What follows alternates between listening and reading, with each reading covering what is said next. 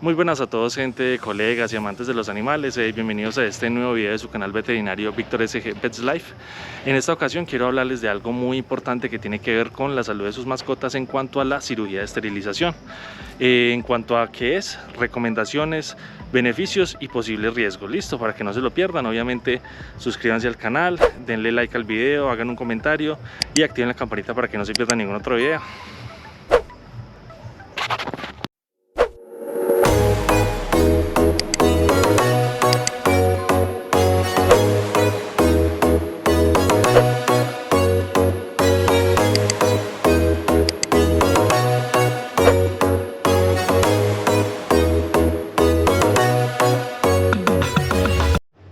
Bueno, muchachos, como les venía contando, la cirugía de esterilización es una práctica ampliamente difundida pues en la labor de nuestra práctica pues como médicos veterinarios de pequeños animales, y pues básicamente consiste en un procedimiento en el cual se retiran de manera quirúrgica las gónadas de nuestras mascotas, en este caso ya sea testículos en macho y ovarios y útero en las hembras, ¿cierto?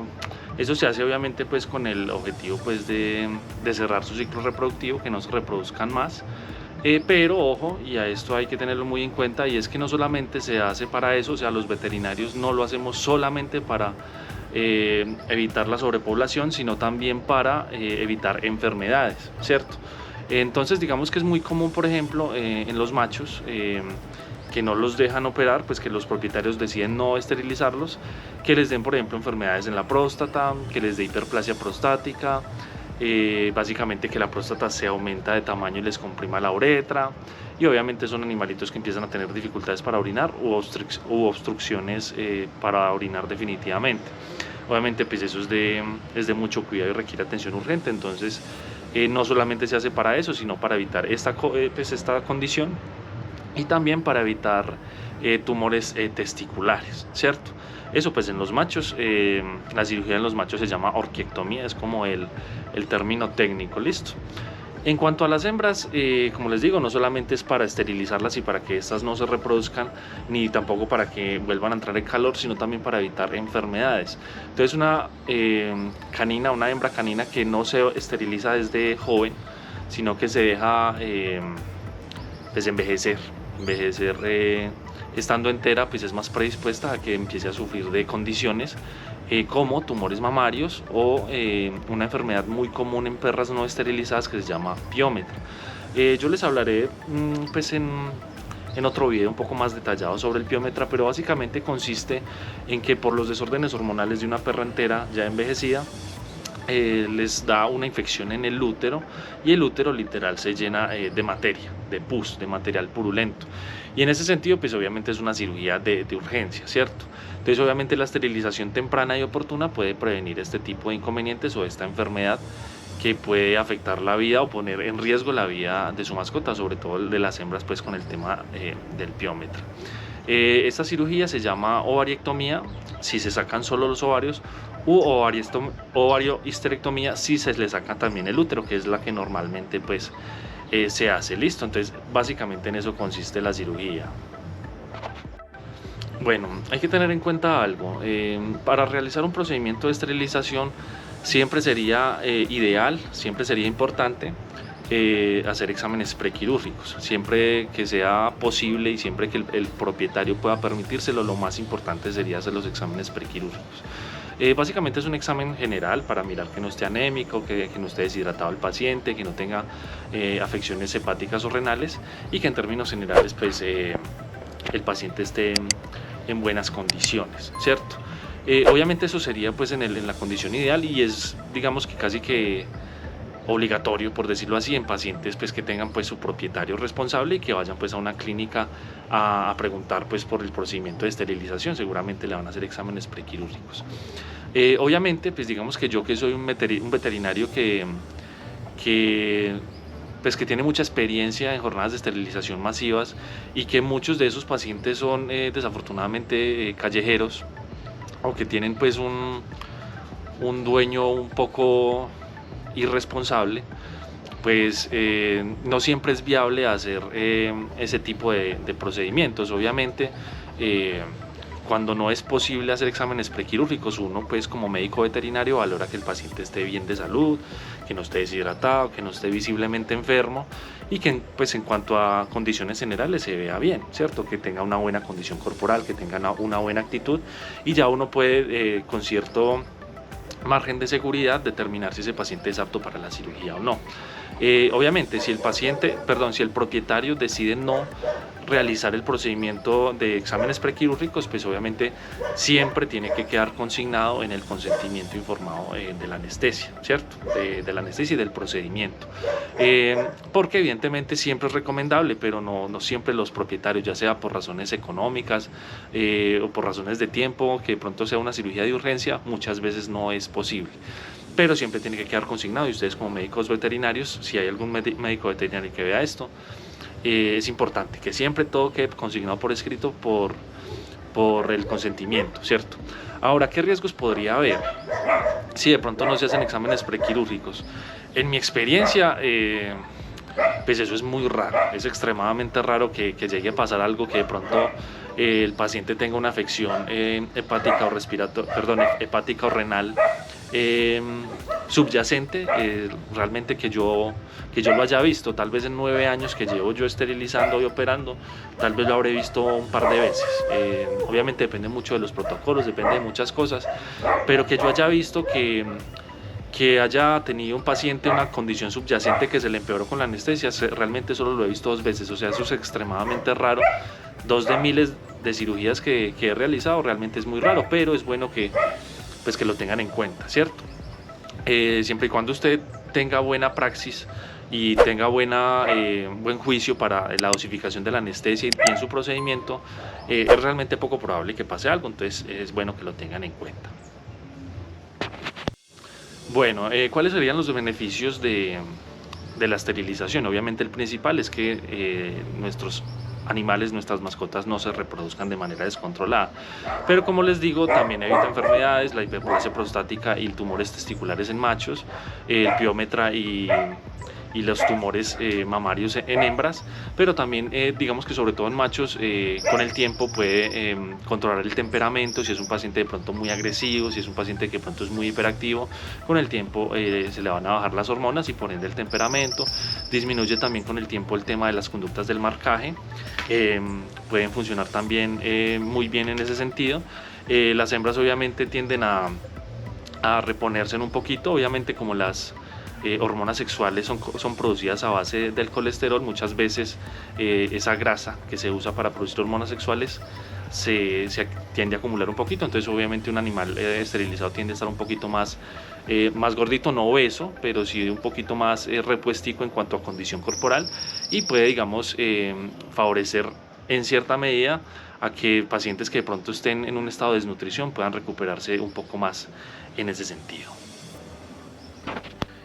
Ojalá entre más pronto se haga en la edad del paciente, mucho mejor, ¿cierto? Por ahí dicen las malas lenguas incluso que los rumores, los mitos urbanos dicen que ojalá dejar pasar el primer calor antes de operarla, que sí o sí hay que dejar que tengan un perrito, pues el primer calor la perrita antes de operarla, o peor, que incluso que tengan una cría, o sea, que queden preñadas antes de la cirugía, o que si no se enferman.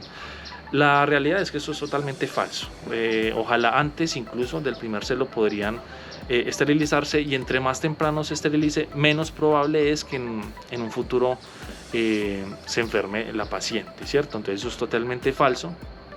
Obviamente también el del tema de que queden preñadas también es totalmente falso.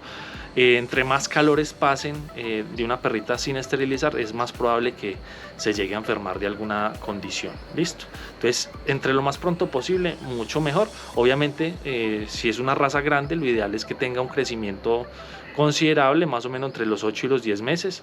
Seguramente ya ha pasado el primer calor, pero que tenga ya un desarrollo y una madurez suficiente para que no se vaya a frenar su crecimiento con el tema de la esterilización. Entonces, para que lo tengan en cuenta. Ahora, ¿cuáles serían los riesgos en este caso de un procedimiento? Obviamente hay un protocolo que uno debe seguir, es un paciente pues que va a estar para esterilización, es un paciente que uno recomienda que esté siquiera con 12 horas de ayuno, pues que esté en buenas condiciones, que no esté pues enfermo, pero obviamente siempre hay un mínimo riesgo, ya sea como en el procedimiento de anestesia como en el procedimiento de cirugía. Obviamente siempre y cuando uno como profesional tenga buen cuidado con el manejo de la anestesia, siempre tirando dosis por lo bajo. Yo siempre he dicho que siempre en cuanto a anestesia se refiere, siempre es mejor pecar por deficiencia que por exceso. Si yo utilizo una dosis baja de anestesia y el paciente requiere más, pues se le va poniendo de manera gradual, que es muy diferente a ponérsela toda de una vez. O sea, puedo controlar más fácil la situación si voy agregando anestesia de manera gradual al protocolo, a que si se la pongo toda de una vez. Entonces, en ese sentido, los riesgos disminuyen mucho. Obviamente siempre hay un riesgo con un procedimiento quirúrgico. En mi opinión y en mi experiencia, digamos que acá en Manizales jamás he tenido ningún inconveniente pues con un paciente que se fallezca pues por la causa de la anestesia. Realmente con este principio que les digo, realmente me ha ido muy bien. Como lo sabrán o como se podrán dar cuenta, también hago cirugías realmente bastante comunes, unas 4 veces al año a la costa, y ahí obviamente los pacientes, sobre todo los callejeros, son mucho más sensibles a este tipo de inconvenientes porque pues son pacientes que están muchas veces flacos, muchas veces llenos de garrapatas, ¿cierto? Pero aún así la probabilidad de que pase algo es extremadamente baja. Yo me atrevería a decir que más o menos 1 de cada 300 es como la probabilidad. Sin embargo, pues ya con ese parámetro ustedes podrían evaluar qué tan efectiva es una jornada de esterilización. Por ejemplo, un margen de mortalidad del 5 o del 10% me parece extremadamente alto. Entonces ustedes podrían evaluar en qué sentido se está desempeñando, por ejemplo, que haga este tipo de jornada, ¿cierto? Lo esperable, como les digo, es 1 por cada 300. La verdad, la probabilidad es muy baja, sobre todo yo teniendo en cuenta que soy muy cuidadoso. O sea, yo cuando anestesio a un paciente que va para cirugía lo hago realmente como si fuera mi propia mascota. Entonces, por eso y gracias a eso es que la efectividad y la probabilidad de que algo pase en el procedimiento o en la anestesia sea extremadamente baja, pero siempre es bueno tener en cuenta que el riesgo nunca es cero, ¿cierto? Y todo eso tiene que quedar consignado en el consentimiento informado que firma el propietario del paciente. Bueno, ¿qué sucede con estos pacientes que llegan en condiciones especiales a un procedimiento de cirugía? Digamos que en la práctica de hacer jornadas de esterilización, que realmente son muy necesarias, muchas veces llegan pacientes, perritas sobre todo, que llegan en calor o que llegan preñadas. Muchas veces el propietario es una persona de muy bajos recursos que digamos, se aguanta un viaje de 1 hora en carretera destapada para llevar a su paciente a la jornada para esterilizarla. Y obviamente pues yo en esas condiciones, digamos que no me veo en la opción de decir que ese paciente no la opero debido a que debido a que esté preñada o debido a que esté en calor, ¿cierto? Desafortunadamente a mí me ha tocado esterilizarlas estando gestantes, obviamente pues no con gestación muy avanzada, porque definitivamente cuando se habla pues de población y de bienestar poblacional, es lo menos peor, y puede sonar algo paradójico, pero es preferible interrumpir una gestación a que esos animalitos y esos cachorritos nazcan y los cojan en un costal y los echen al río, o que se los coman animales depredadores, o que les pasen cualquier otra cosa. Realmente cuando son pacientes así o callejeros, realmente es lo menos peor que puede uno hacer, y es algo que pues digamos que mucha gente siente como el choque de que un veterinario les diga eso, pero desafortunadamente es la realidad. Una vez que uno está allá afuera mirando cómo están las cosas y cómo funcionan las cosas, realmente uno tiene que tomar decisiones, y es una de las menos peores que uno podría tomar. Listo. Entonces es algo que deben tener en cuenta. Ahora, ¿qué otras condiciones podrían derivar en que en que uno pueda o no esterilizar un animal. Como les digo, me han llegado perras en calor, perras con el celo. Como les digo, yo no tengo la opción de decirles no la puedo operar porque está en calor, porque es un paciente, es un propietario que llega de mucha distancia o de muy bajos recursos, y la verdad no tengo opción. Entonces, de que se puede operar una perra en celo, se puede operar. Obviamente tiene que ser un veterinario que tenga la experiencia necesaria, porque obviamente el útero de una perra en celo está un poquito más inflamado, está un poquito más irrigado, pero digamos que yo pues al verme expuesto a esa situación, realmente para mí operar una perra en celo es lo mismo que operar cualquier perra. Realmente la diferencia es que hay que tener una experiencia, hay que tener cierta práctica para controlar las hemorragias, para que no haya pues sangrados importantes, y se pueda pues hacer el procedimiento de manera segura. Entonces yo hago las cirugías en perritas con el calor, con el celo, y me ha ido supremamente bien, no tengo ningún problema. Entonces se puede operar, solo que hay que tener cierta experiencia. Ahora, ciertas condiciones especiales como perros brachiocefálicos, perros así como muy ñatos, que tienen dificultades para respirar.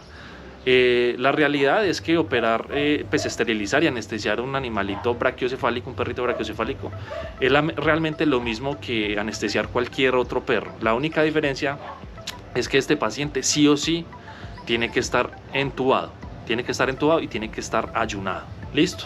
Eso para evitar obviamente que se broncoaspiren. Si yo como tal y como profesional garantizo que el paciente tenga una vía respiratoria segura, se puede operar común y corriente. Obviamente hay que poner cuidado, hay que estar pendientes de que el paciente se despierte, que se despierte bien, que no se vaya broncoaspirar. Uno tiene que estar muy pendiente, pero como les digo, siempre y cuando esté entubado y esté bien ayunado, no tendría por qué tener ningún inconveniente adicional al que tendría operar a cualquier otro animal. Entonces, para que lo puedan tener en cuenta también.